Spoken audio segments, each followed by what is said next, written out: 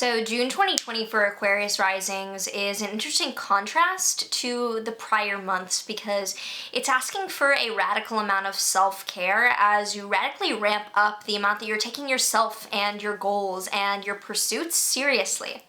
If you're excited to dive into what the astrology, what the tarot cards, and what the oracle deck cards have to say for you and your rising sign this month, make sure that you like, subscribe, and hit that notification bell so you are always up to date with what the stars have in store for you. Hi, I'm Maren. I am a professional astrologer, current philosophy student, and witch proudly out of the broom closet. I combine traditional Hellenistic astrological techniques with modern psychological counseling dynamics in order to provide grounded spiritual guidance. So this June has fewer important transits than usual, but the transits it does have are very important. So we're going to take a deeper dive into these transits than usual. Starting out on the 5th, there is a lunar eclipse in Sagittarius spanning across your 5th house, 11th house axis. This is a full moon on steroids, basically. There's a full video on this down below. And this is interesting because it is lighting up your house around networking, friends, and groups as being particularly let go of, or like a chapter over the next 6 months is going to be coming to a head around the people you're spending your time with to allow you to pursue your creative goals more effectively and more drivenly. You'll feel this like letting go or cord cutting energy around maybe the groups of people you surround yourself with or your groups of friends as to commit more thoroughly into creative projects in the months to come. And that full video explains that a bit more in detail if you are particularly interested. On the 18th, Mercury stationed retrograde in your Cancer 6th house. So Mercury going retrograde in your 6th house is rethinking communication around health, illness, or coworkers. And with it in Cancer, it's particularly asking for emotional investment and safety along those lines. So it could be reevaluating the way in which you speak to the people you are coworkers with. It could be speaking to yourself in a way that supports your health, because literally the way that we speak to our bodies either is medicine or poison. And epigenetics, that could be something worth like looking into, like mindset and the way that that directly consciousness affects the physical manifestations we have. It's a month of rethinking that, and it could be also just rethinking like health routine and the way that you are structuring that in your life, with Mercury being like logic and intellect. So not a particularly difficult Mercury retrograde, but it's a watery one, so feel the feelings about the information.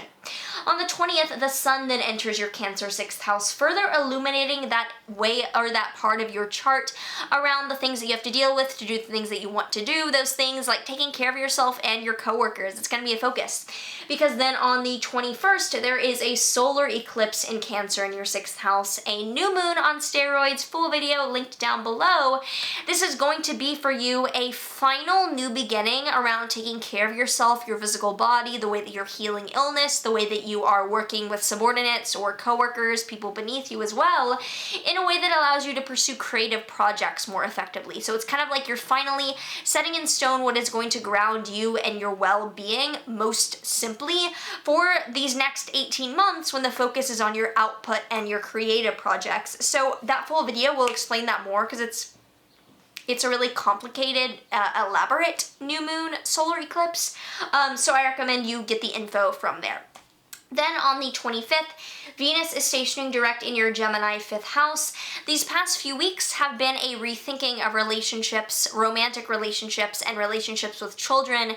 They could have also been a past few weeks of reanalyzing or editing your creative projects because Venus was retrograde in your 5th house of creativity, romance, and children. So now that Venus is direct, you're ready to implement those shifts or that new information that you discovered around the projects that you are passionate in working on and working around in your what you like spawn and bring to life. That's the 5th house. Then on the 27th, Mars enters your Aries 3rd house. So Mars will be in Aries for around the rest of 2020. Mars is hanging out in its home sign because Mars will go retrograde in Aries later. So Mars is spending a lot of time indicating constructive, or if you were born during the day, this is a bit more challenging. If you were born at night, this can be a bit more constructive. Challenges in communication, short-term travel, writing projects, or siblings. There could be more effort you're putting towards speaking your truth. There could be more effort you're putting towards driving and like traveling around now. There could just be more projects you're working on with siblings as a means of your energy really going towards that for the rest of 2020. And then the month culminates on the 30th with Jupiter conjoining Pluto in your Capricorn 12th house. So this is nothing new. You are well aware of your Capricorn 12th house being activated as a point of crisis and changes and transformation that call for you to radically let go and alter the way that you deal with your self-destructive habits or internal states. So you have probably been doing some amount of psychotherapy or inquiry work over the past few years, and nearing the end of this month, I would just watch out for another one of those, like, not triggers necessarily, but that cycle, you know, picking up a bit and being aware of what needs to happen and where your focus needs to be grounded, as this is a higher point in the ebbing and flowing of that energy. So as you can tell, with so much output focus, there's a need for radical self-care of reanalyzing what supports you, your health goals, and your identity right now. If you have any stories, anything rising up around that they want to share with you in your chart, I would love to hear it down below. Do let me know in the comments. And now let's pull a tarot card from the Dark Angels Tarot deck for Aquarius Risings for June 2020.